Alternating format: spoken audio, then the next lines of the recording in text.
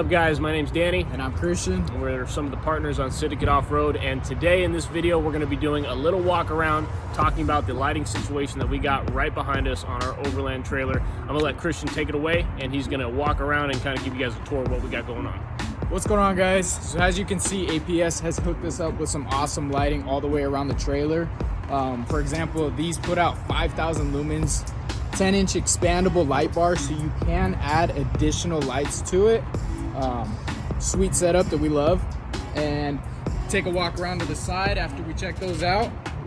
We also have these amazing lights that light up your entire area on the side, each side actually, and in the back. Perfect for doorway because you can easily flip the switch, see what's outside in case you're getting out in the middle of the night, have to use the bathroom or something. Let's take a walk around the back. We have another one back here that we do have mounted up here for when you're ready to get your storage stuff out. Pop that open. Got plenty of lighting to fill the entire area. Take a walk around to the last side. Typically you have somewhere where you hang out with your friends, you want to set up your chairs, maybe a campfire. So here we added a couple of them just so you can illuminate this entire area for moments like that. That way you can always see, never have to worry about anything, plenty of workspace, and you guys are good to go.